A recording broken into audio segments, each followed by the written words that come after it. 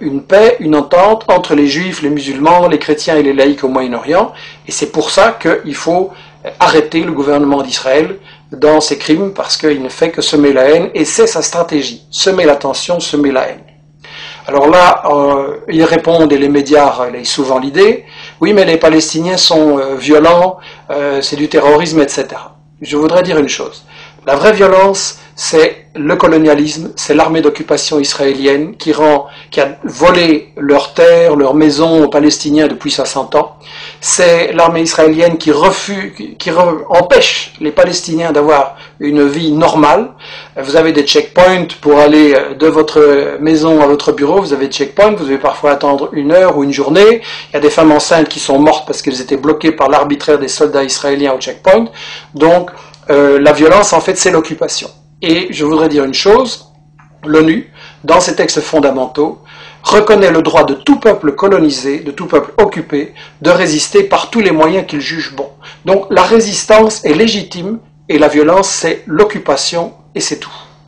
Et évidemment, le problème que beaucoup de gens se posent, c'est que face à tant de haine qui sont semées volontairement par Israël et ceux qui le soutiennent, les gens pensent, oui, c'est un conflit qui va durer toujours, il n'y a pas de solution, il y a trop de haine, etc.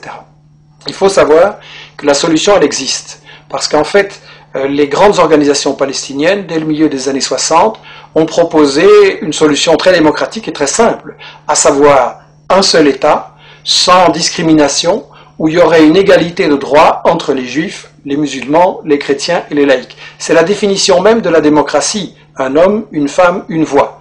Et Israël a toujours refusé de négocier ces solutions. Qu'est-ce qu'il a fait? Il a emprisonné ou assassiné non seulement récemment les dirigeants du Hamas, mais aussi les dirigeants du Fatah ou du FPLP ou du FDPLP. Donc en fait, Israël refuse de négocier, Israël refuse une solution qui est évidente, et il faut donc se demander pourquoi.